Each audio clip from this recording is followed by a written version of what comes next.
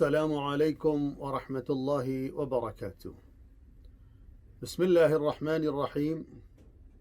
الحمد لله رب العالمين، والصلاة والسلام على سيد الأنبياء والمرسلين نبينا محمد وعلى آله وأصحابه أجمعين، أما بعد، فقد قال الله تبارك وتعالى في كتابه المجيد: أعوذ بالله من الشيطان الرجيم، بسم الله الرحمن الرحيم: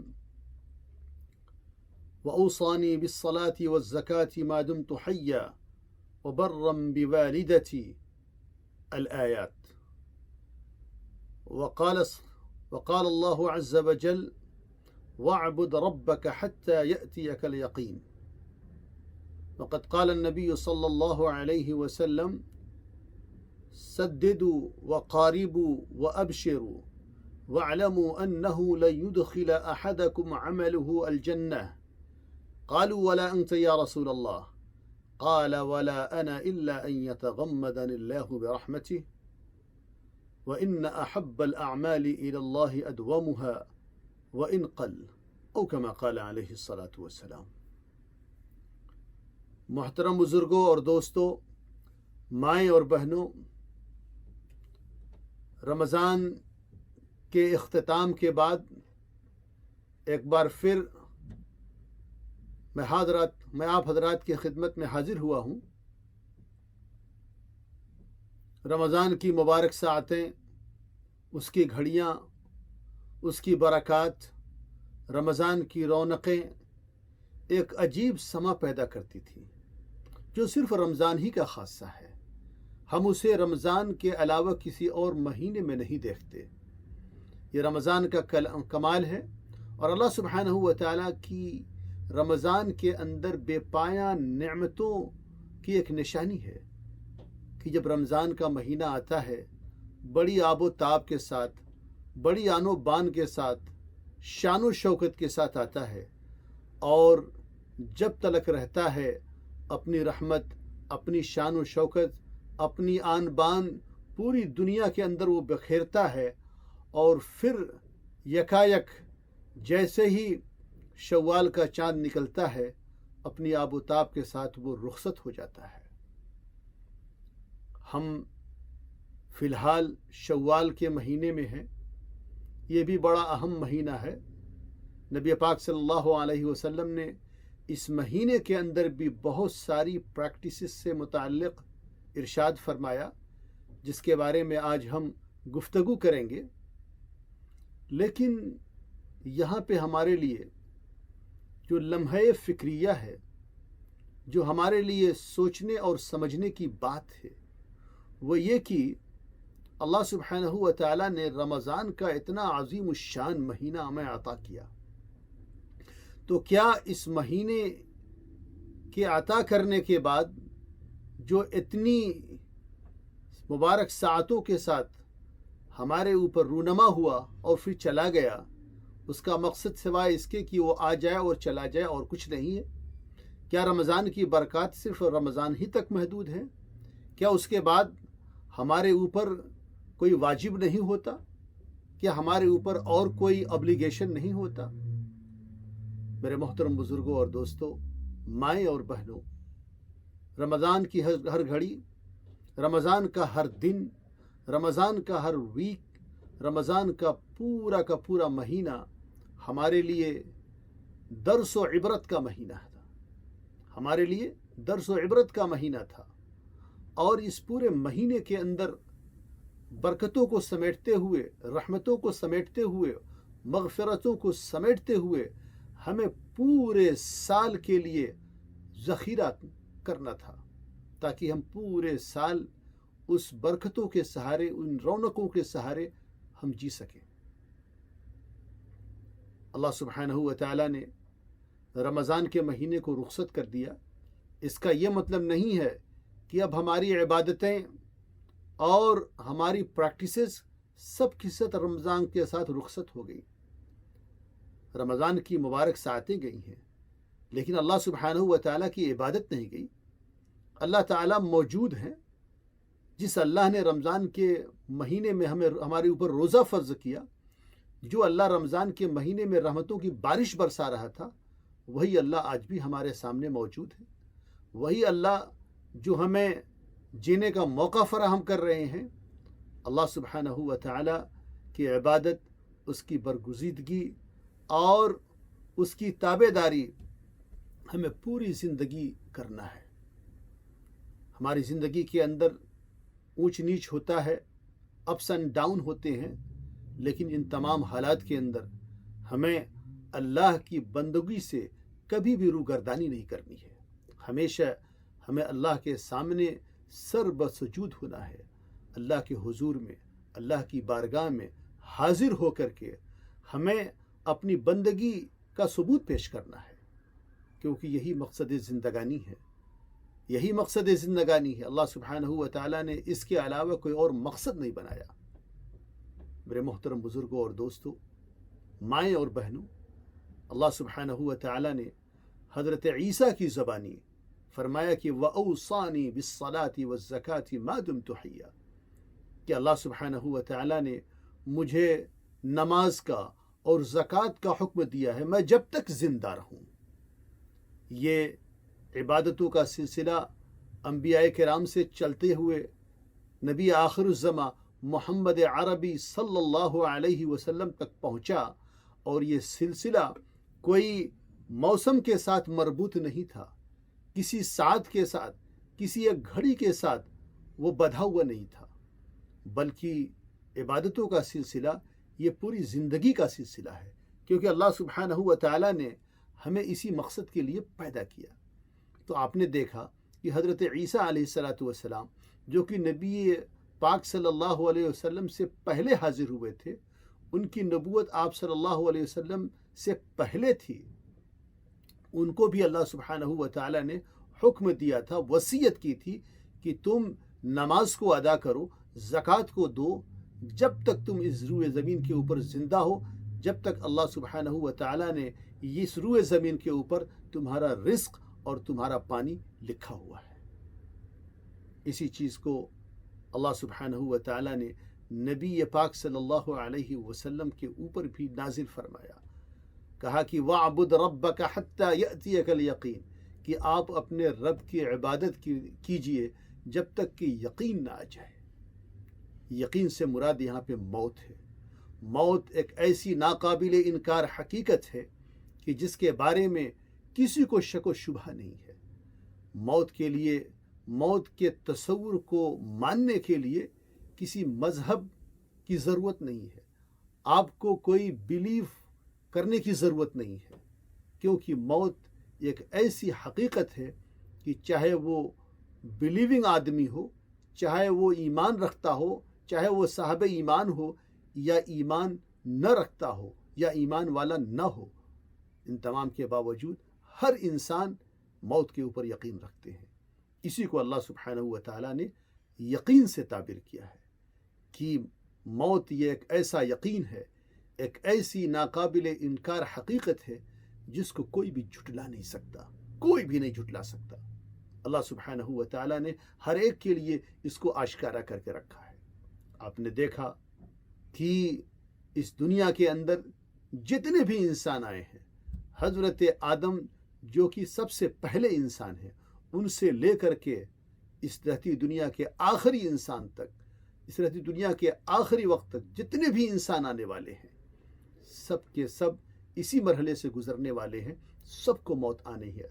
اسی کو اللہ سبحانہ و تعالیٰ نے فرمایا کل من علیہا فان ویبقى وجہ ربک ذو الجلال والاکرام. ہر وہ شخص جو اس روئے زمین کے اوپر ہے سب کو فنا ہے، کسی کو بقا نہیں ہے. والبقاء للہ، اللہ سبحانہ و تعالیٰ کی ذات ہی باقی رہنے والی ہے. کل من علیہا فان، جتنے بھی اس روئے زمین کے اوپر بستے ہیں سب کو فانی ہونا ہے، سب کو یہاں سے جانا ہے، سب کو گزرنا ہے. صرف اللہ سبحانہ و تعالیٰ کی ذات باقی رہنے والی ہے، وہ ہمیشہ سے ہے، وہ ہمیشہ رہے گی. اللہ نے فرمایا کہ هو الاول والآخر والظاہر والباطن. اللہ سبحانہ و تعالیٰ ہی پہلے ہیں اور اللہ ہی سبحانہ و تعالیٰ آخر ہیں.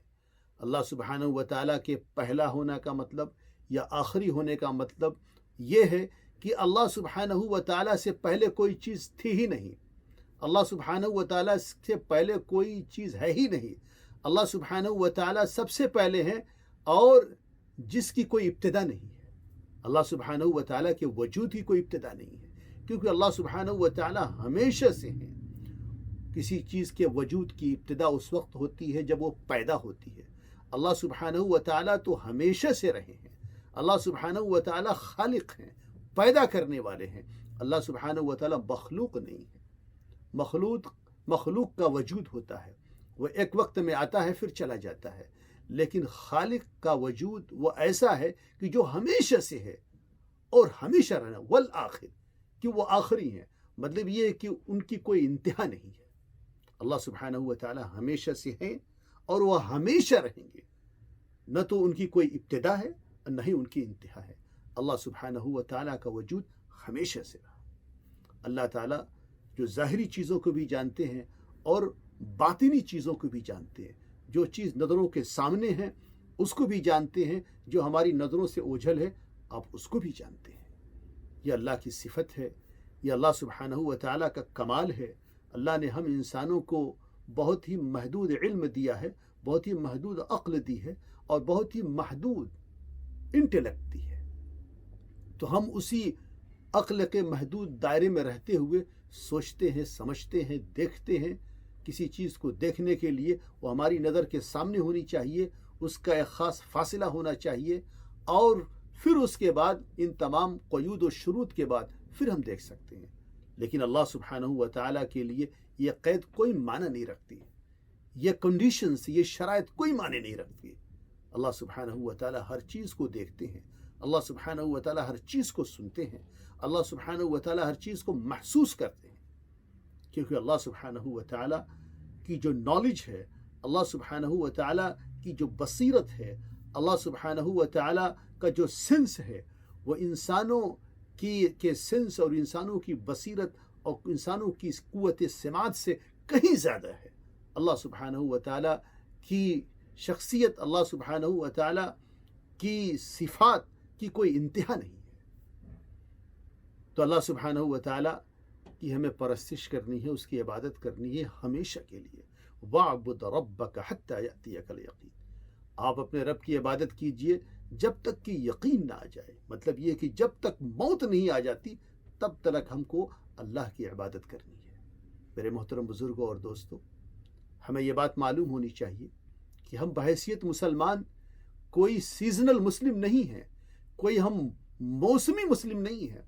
ऐसा नहीं है कि हम सिर्फ जुमा के रोज़नामा पढ़ने वाले हैं, हम कोई जुमराती नहीं है, या हम सिर्फ ईद की नमाज़ पढ़ने वाले हैं, कोई हम ईदी नहीं हैं। अल्लाह सुब्हानहू व तआला ने हमें मुसलमान बनाया है, और मुसलमान का मतलब होता है कि जो 24 hours and 7 days a week life basis के ऊपर आदमी अमल करता है।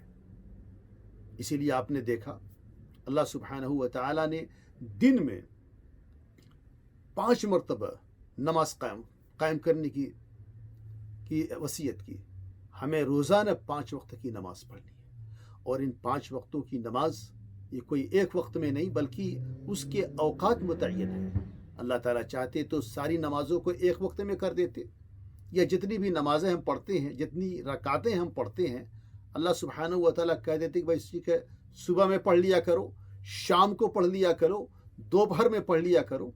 लेकिन ऐसा नहीं है, बल्कि अल्लाह सुब्हानहू व तआला ने इन 5 वक्त की नमाज़ों को अलग अलग वक्त में फैला करके रखा है, ताकि हम अल्लाह की याद से कभी गाफिल ना हो। जैसे ही हम एक नमाज पढ़ते हैं और उसके बाद हम अपने काम धंधे में लगते हैं, अल्लाह की याद से हम गाफिल होने लगते हैं। इतने में दूसरे वक्त की नमाज का वक्त आ जाता है, और फिर हम अल्लाह की तरफ मुतवज्जे होते हैं।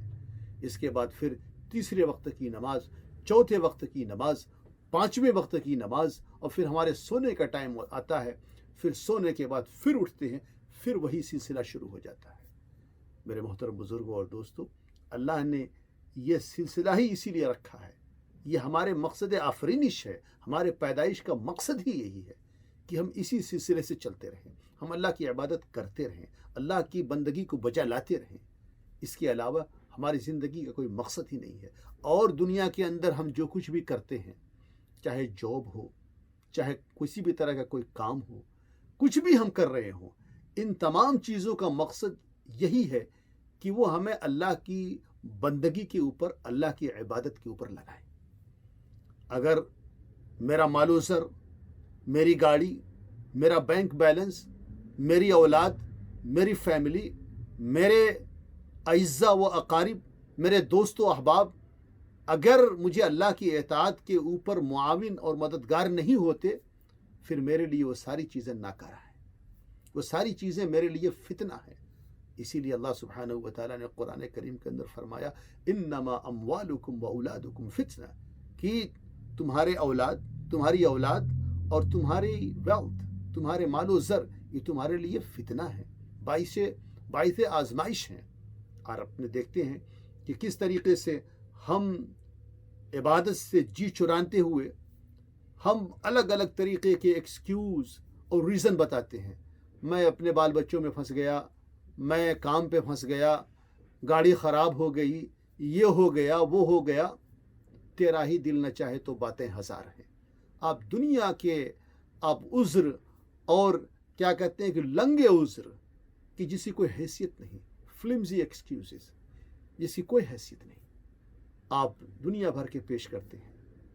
اسی وقت اگر کوئی دنیا کا کام ہو، آپ کا کوئی اپنا کام ہو، وہ وقت سے ہوتا ہے اور اس کے اندر کوئی تاخیر نہیں ہوتی، اس کے اندر کسی طرح کی کوئی تساہلی نہیں ہوتی، ہم اس کے اندر کسی طرح کا لیزی پن محسوس نہیں کرتے. اس کی وجہ کیا ہے؟ اس کی وجہ یہی ہے کہ دنیا کو ہم بہت ہی اہمیت کی نگاہ سے دیکھتے ہیں اور دین کو ہم بہت ہی کم تر دیکھتے ہیں. دین کی حیثیت کا ہمیں اندازہ نہیں ہے، جس کی وجہ سے نمازیں گول ہو جاتی ہیں، زکاتیں گول ہو جاتی ہیں، ہمارے روزے گول ہو جاتے ہیں، ہماری تلاوتیں گول ہو جاتی ہیں اور بہت ساری اطاعتیں جن کو ہم بھلا بیٹھتے ہیں. میرے محترم بزرگوں اور دوستوں، ہمارے لیے یہ بہت ہی سوچنے اور سمجھنے کا وقت ہے. قبل اس کے کہ ہم اس دنیا کو چھوڑ کر کے جائیں، ہمیں اس آنے والے وقت کے لیے، ہمیں آنے والے سمے کے لیے تیاری کرنی ہوگی. ہمیں مرنے سے پہلے مرنے کی تیاری کرنی ہے. مرتے وقت آپ کیا تیاری کریں گے؟ اب تو فرشتے حاضر ہیں اور جو موت کا فرشتہ ہے، جو روح کا فرشتہ ہے، وہ آپ کی جان کو نکالنے کے لیے حاضر ہے. اس وقت میں کوئی آپ کو تیاری کا موقع نہیں ملے گا. تیاری کا جو وقت ہے وہ اس وقت میں ہے کہ جو آپ بوؤ گے وہی کاٹو گے. اگر آپ نے کچھ بویا ہی نہیں ہے تو آپ کیا کاٹو گے؟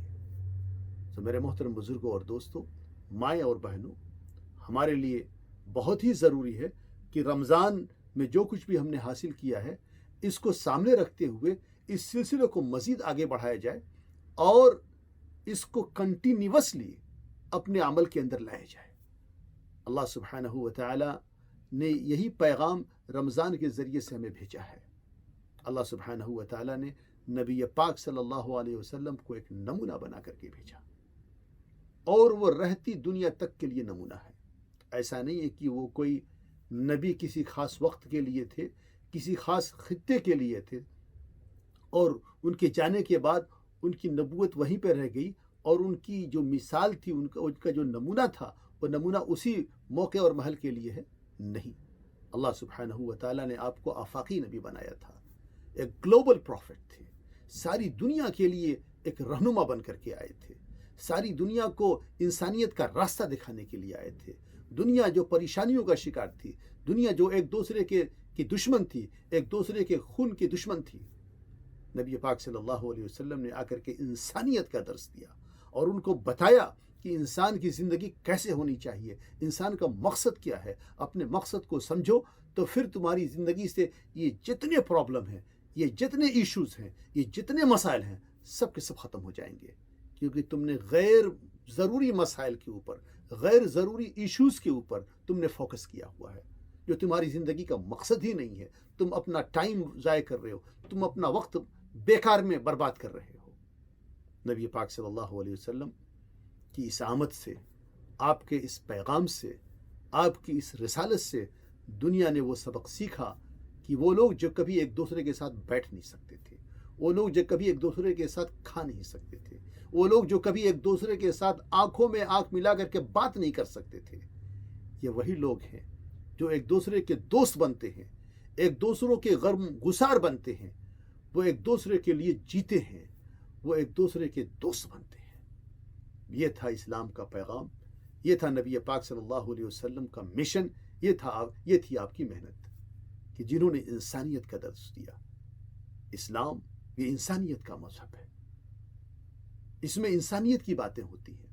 اسی لیے آپ نے دیکھا کہ قرآن کریم میں جو باتیں ہوتی ہیں وہ ساری کی ساری باتیں انسان ہی سے متعلق ہوتی ہیں، کیونکہ قرآن کا جو سبجیکٹ میٹر ہے وہ انسان ہے، قرآن انسانوں ہی سے مخاطب کرتا ہے، اور قرآن کریم کے جو مخاطب ہم ہی اور آپ ہیں۔ تو اسی لیے آپ کو یہ غور کرنا ہوگا کہ قرآن آپ سے کیا کہتا ہے۔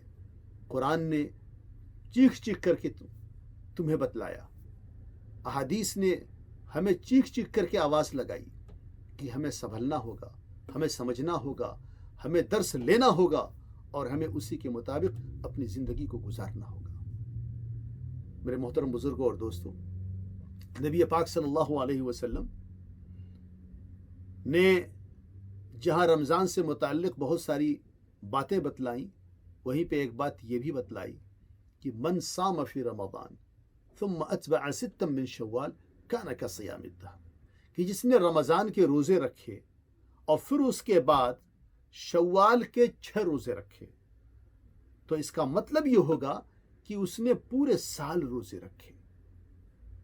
اس کے حساب کو سمجھنے کے لیے میں آپ حضرات کی توجہ کو مبذول کرنا چاہوں گا کہ اسلام کے اندر کسی بھی اعمال صالحہ، کوئی بھی ہم نیک عمل کرتے ہیں تو اللہ کی طرف سے اس کا 10 گنا ثواب ملتا ہے۔ اللہ نے اس موضوع کے اوپر بہت ہی کلیئر بات کی ہے۔ اللہ سبحانہ و تعالی قرآن کریم کے اندر فرماتے ہیں من جاء بالحسنۃ فلہ 10 امثالھا، کہ جس نے بھی نیکی کا کام کیا، کوئی بھی ایک نیکی بجا لایا، اللہ سبحانہ و تعالی اس ایک نیکی کو 10 گنا ثواب، اس ایک نیکی کے بدلے 10 گنا ثواب دیتے ہیں۔ تو اس طریقے سے اگر آپ دیکھیں تو جو رمضان کا ایک مہینے کا جو ہم نے روزہ رکھا، تو اس ایک مہینے کے روزے کے بدلے اللہ سبحانہ و تعالی ہمیں 10 مہینے کا ثواب دیں گے، کیونکہ ایک کا 10، اور پھر اب صرف 2 مہینے بچے ہیں، سال کے 12 ہی مہینے ہوتے ہیں، تو ایک مہینہ آپ نے روزہ رکھا تو 10 مہینہ اس نے کور کر لیا، اب بچے ہیں 2 مہینے۔ تو نبی پاک صلی اللہ علیہ وسلم نے فرمایا کہ شوال کے 6 روزے رکھ لو۔ تو جب شوال کے 6 روزے رکھو گے تو 6 کو آپ 10 بار ضرب دیں گے، اس کو ملٹیپلائی کریں گے تو یہ 30 دن ہوگا۔ تو اس کا مطلب یہ ہے کہ 2 مہینے اور بنتے ہیں۔ تو اس طریقے سے رمضان کے روزے اور شوال کے 6 روزے دونوں کو ملا کر کے اس کی مثال ایسی ہے کہ جیسے ہم نے پورے سال روزے رکھے۔ میرے محترم بزرگوں اور دوستوں، مائیں اور بہنوں، آپ دیکھیں گے کہ اللہ سبحانہ و تعالیٰ کتنا کریم ہے اور وہ کتنا سخی ہے۔ اللہ سبحانہ و تعالیٰ کے وہاں رحمتوں کی بارش ہے، کسی چیز کی کمی نہیں ہے۔ آپ نے صرف ایک مہینے 6 روزے رکھے ہیں اور اللہ سبحانہ و تعالیٰ اس کے بدلے آپ کو پورے سال کا ثواب دیتا ہے۔ کون ہے دنیا کے اندر جو اتنا نوازتا ہے؟ کون ہے اس دنیا کے اوپر کے اندر جو اتنا کچھ دے دے؟ یہ صرف اور صرف اللہ کی ذات ہے۔ میرے محترم بزرگوں اور دوستوں، ہمیں اللہ سے لو لگانا ہے، اللہ کی بندگی کرنا ہے، ہمیں اس کی طرف متوجہ ہونا ہے تاکہ ہم ان ثواب کے مستحق ہوں، تاکہ ہم دنیا کے اندر بھی کامیاب ہوں اور ہم آخرت کے اندر بھی کامران ہوں۔ آخرت کی کامیابی دنیا کی کامیابی سے کہیں زیادہ اہم ہے۔ اسی کو اللہ نے فرمایا کہ وَلَلْآخِرَةُ خَيْرٌ وَأَبْقَىٰ، کہ آخرت کہیں زیادہ بہتر ہے، کہیں زیادہ اہمیت کی حامل ہے، اور وہ کہیں زیادہ دیر پا ہے۔ اس دنیا کے اندر ہم اور آپ آتے ہیں، کسی کو پتہ نہیں ہوتا کہ ہم کتنے دن اس دنیا کے اندر گزاریں گے۔ کبھی آدمی اس دنیا کے اندر چند گھڑی رہتا ہے، چند مہینے رہتا ہے، چند سال رہتا ہے، اور اگر بہت اللہ کا احسان ہوا تو آپ 60 سال، 70 سال، 80 سال، جو کہ ہماری لائف ایکسپیکٹنسی ہے، یہی گزارتے ہیں ہم. لیکن اس کے بعد تو ہمیں جانا ہے. ایسا نہیں ہے کہ ہم یہاں پہ ہمیشہ رہنے والے ہیں. اگرچہ جب تک ہم مر نہیں جاتے ہمیں یقین نہیں ہوتا کہ ہمیں جانا ہے، لیکن دراصل سب کو جانا ہے، سب کو جانا ہے. تو اسی چیز کو اللہ سبحانہ و تعالیٰ نے فرمایا کہ وَلَلْآخِرَةُ خَيْرٌ وَأَبْقَىٰ، کیونکہ ہم اس دنیا کے اندر آخرت کے سفر کا انتظار کر رہے ہیں. اللہ سبحانہ و تعالیٰ نے ہمیں یہ زندگانی دی ہے. یہ ایسے ہی ہے کہ جیسے ہم راستے کے مسافر ہیں اور آ کر کے رک گئے ہیں اس دنیا کے اندر. اس دنیا کے اندر ہم نے اپنا پڑاؤ ڈالا ہے. اب جب ہم اس دنیا سے سفر کریں گے، جب ہم اس دنیا سے کوچ کریں گے، تو پھر اس کے بعد ہمارا آخرت کا سفر ہوگا. پھر ہم آخرت کی طرف رواں دواں ہوں گے، اور وہ سفر، وہ منزل مقصود جو آخرت کی ہے، وہ ہمیشہ رہنے والی ہے، وہ ہمیشہ باقی رہنے والی ہے. آخرت کی منزل نہ ختم ہونے والی ہے. آخرت کو آخرت کہا ہی اس لیے جاتا ہے کہ وہ آخری منزل ہے. اس کے بعد کوئی اور منزل ہے ہی نہیں. وہاں پہ پہنچنے کے بعد اما الی الجنہ و اما الی النار، کہ ہمیں آخرت میں پہنچنے کے بعد یا تو جنت ملے گی یا ہمیں جہنم ملے گی. نعوذ باللہ من ذالک. کہ ہم ہمارے اعمال کے مطابق اگر اعمال صالحہ کیے ہیں، اچھے اعمال کیے ہیں، اللہ کو راضی کیے ہیں، اللہ کو خوش کیے ہیں، تو اللہ سبحانہ و تعالی ہمیں جنتوں سے نوازے گا، جنت کی نعمتوں سے نوازے گا، اپنے رضوان سے نوازے گا. اور اگر خدا نخواستہ ہم نے اللہ کے حکم کے مطابق زندگی نہیں گزاری، اللہ کے حکم کی عدولی کی ہے، پھر ایسی صورت کے اندر ہمیں اس کا نتیجہ بھی بھگتنا پڑے گا. میرے محترم بزرگوں اور دوستوں، کون چاہتا ہے کہ آخرت میں ہمارا نتیجہ غلط آئے، آخرت میں ہم مشکلات کے دو چار ہوں؟ ہر کوئی جانتا ہے یہ کہ آخرت کے اندر یا تو ہمیں جزا ملے گی یا پھر سزا ملے گی. اور ہم میں سے ہر انسان یہی چاہتا ہے کہ ہم کو جزا ملے، ہم کو ثواب ملے، ہم کو اچھا بدلہ ملے. تو جب اگر اچھے بدلے کی امید رکھتے ہو تو اچھے اعمال بھی تو کرنے ہوں گے. ایسا نہیں ہوتا کہ آپ کام تو کچھ مت کرو لیکن اچھے نتیجے کی امید رکھو. اگر آپ کسی چیز کا ٹیسٹ دیتے ہیں، کہیں پہ ایگزام میں بیٹھتے ہیں، تو جب آپ پرچہ لکھتے ہیں تو اسی کے مطابق آپ کا ایکسپیکٹیشن ہوتا ہے. اگر آپ کا پرچہ اچھا گیا ہے، آپ نے ٹیسٹ اچھا دیا ہے، تو آپ کو امید ہوتی ہے کہ آپ پاس ہو جائیں گے. لیکن اگر آپ کا ٹیسٹ خراب گیا ہے یا آپ نے ٹیسٹ دیا ہی نہیں ہے، تو پھر آپ کیا توقع کر سکتے ہیں؟ اسی طریقے سے اس دنیا کے اندر اگر آپ نے اعمال صالحہ کی ہے اور آپ نے اللہ کے حکم کو بجا لایا ہے اور جو آپ کی ذمہ داریاں تھیں اس کے مطابق آپ نے عمل کیا ہے، تو پھر اللہ سبحانہ و تعالی اس کے اوپر آپ کو نوازے گا. اللہ سبحانہ و تعالی کسی چیز کو رائیگا نہیں ہونے دے گا. اگر آپ نے ذرے کے برابر بھی نیکی کی ہے تو اللہ سبحانہ و تعالی اس کو آپ کو دکھلائے گا. اللہ نے صاف اعلان کیا ہے کہ اگر کسی نے کوئی ذرے کے برابر بھی نیکی کی ہے وہ دیکھے گا، اگر ذرے کے برابر بدی کی ہے تو اس کو بھی دیکھے گا، کیونکہ اللہ سبحانہ و تعالیٰ کی بارگاہ میں صرف اور صرف انصاف ہے. انصاف کے سوا کچھ بھی نہیں ہے. تو میرے محترم بزرگوں اور دوستوں، ہمیں چاہیے کہ ہم زیادہ سے زیادہ کوشش کریں کہ ہم اس معاملے کو جو رمضان میں شروع کیا اس کو بڑھائیں. اسی چیز کو نبی پاک صلی اللہ علیہ وسلم نے فرمایا کہ سددوا وقاربوا وابشروا. اپنی زندگی کے اندر ایک میانہ روی پیدا کرو، وقاربوا، اور اس میانہ روی کو اختیار کرنے کے لیے، اس موڈریشن کو اسٹیبلش کرنے کے لیے جو کہ جہد درکار ہے، محنتیں درکار ہیں، قربانیوں کی ضرورت ہے، تو آپ کوشش کیجئے کہ جتنا ہو سکے قریب ہوئیے. اپنے ٹارگیٹ کو حاصل کرنے کے لیے آپ کوشش کرتے رہیے، قارب. لیکن کبھی بھی اپنے ٹارگیٹ تک پہنچنے کے لیے آپ نا امید نہ ہوں، ہمیشہ آپ پر امید ہوں. وابشروا، ہمیشہ اللہ کے بارے میں اچھا خیال رکھیں، اللہ کے بارے میں اچھا گمان رکھیں. اور ایک بات آپ یہ بھی سمجھ لیں کہ انسان اپنے اعمال سے جنت میں داخل نہیں ہوگا. کسی بھی آدمی کو اس کا عمل جنت میں داخل نہیں کرائے گا. انسان کا عمل جنت میں جانے کے لیے ایک ذریعہ تو ہو سکتا ہے، لیکن وہ جنت کی پرائز نہیں ہو سکتی۔ آدمی اپنے عمل کے ذریعے سے جنت میں نہیں جا سکتا۔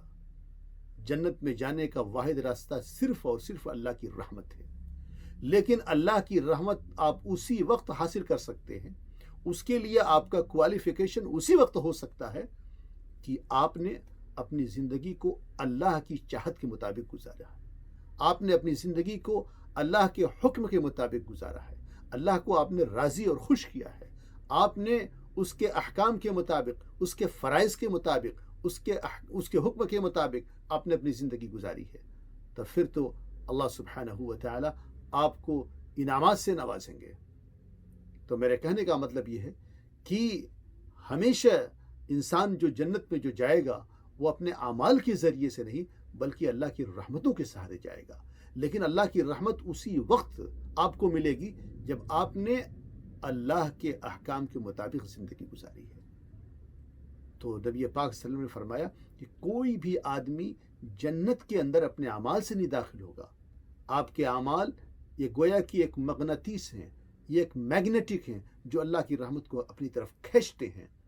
تو اگر آپ نے اعمال صالحہ کیے ہیں تو پھر یہ اعمال اللہ کے حضور میں آئیں گے، اور یہی نماز، یہی زکوٰۃ، یہی روزے، یہی قرآن کی تلاوت، یہی اذکار، سارے کے سارے آپ کے لیے اللہ کے سامنے کھڑے ہو کر کے سفارش کریں گے، شفاعت کریں گے، آگے سے آئیں گے، پیچھے سے آئیں گے، دائیں سے آئیں گے، بائیں سے آئیں گے، آپ کو گھیرے ہوئے ہوں گے، اور اللہ کے حضور میں حاضر ہو کر کے وہ آپ کے لیے سفارش کریں گے۔ یہ وقت ہوگا کہ آپ کی نماز آپ کے لیے سفارش کر رہی ہوگی، آپ کا روزہ آپ کے لیے سفارش کر رہا ہوگا، آپ کی تلاوت، آپ کا قرآن آپ کے لیے سفارش کر رہا ہوگا، اور اللہ سبحانہ و تعالی ان کی سفارش کو نامنظور نہیں کریں گے۔ ہر حالت میں اللہ سبحانہ و تعالی ان کی سفارشوں کو قبول فرمائیں گے۔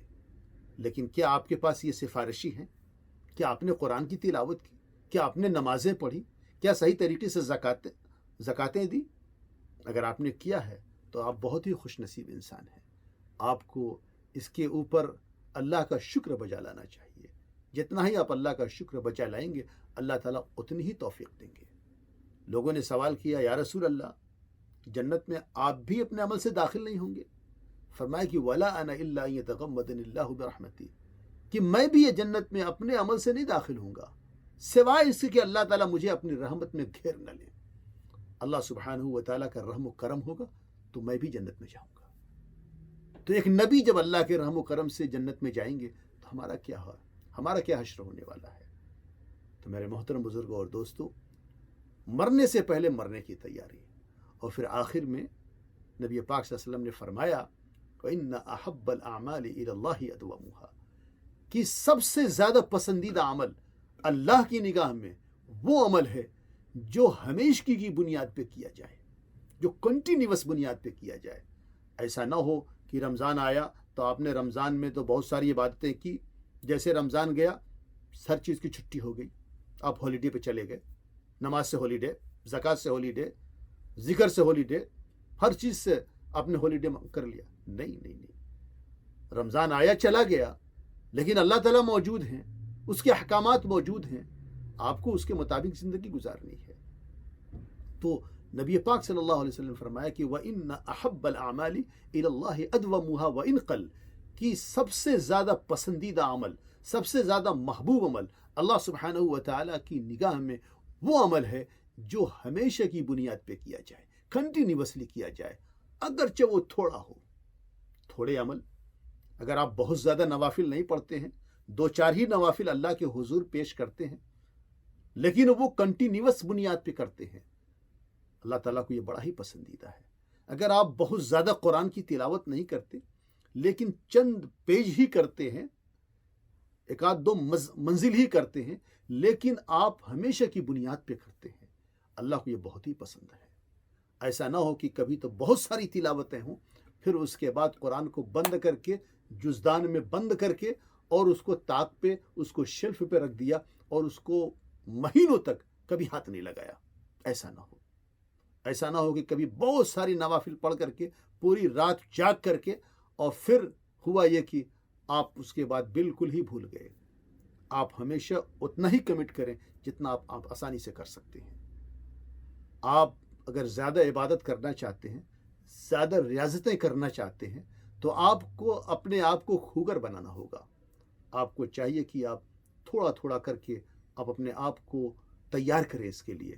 ورنہ کیا ہوگا کہ اگر آپ اپنے اوپر جبر کریں گے، آپ اپنے اوپر فورس کریں گے، جب آپ کا دل نہیں چاہتا، آپ اس کے لیے تیار نہیں ہے، تو پھر یہ سلسلہ بہت دیر تک نہیں چل سکتا. آپ جلدی دیر یا بدیر وہ سلسلہ منقطع ہو جائے گا، وہ ختم ہو جائے گا. تو میرے محترم بزرگوں اور دوستوں، مائیں اور بہنوں، اللہ سبحانہ و تعالی کا دین ہمیشہ باقی رہے گا. جو اللہ رمضان میں تھا وہی اللہ آج بھی ہے. جو نمازیں رمضان میں تھی وہ نمازیں یہاں پہ بھی ہیں. اگر آپ نے رمضان کے مہینے میں فرض زکوٰۃ دی تھی، یہاں پہ والنٹری زکوٰۃ کا، والنٹری صدقات کا سلسلہ جاری ہے. غربا ہر زمانے میں ہوتے ہیں، فقراء ہر زمانے میں ہوتے ہیں، لوگوں کی ضرورتیں ہمیشہ ہوتی ہیں. جو کچھ بھی اللہ نے آپ کو دیا ہے، آپ کو چاہیے کہ اس میں سے وقتاً فوقتاً خرچ کرتے رہیں، تاکہ اللہ سبحانہ و تعالیٰ آپ کو نوازتے رہیں. کیونکہ جو کچھ بھی آپ اللہ کی راہ میں خرچ کریں گے وہ آپ کو واپس ملنے والا ہے.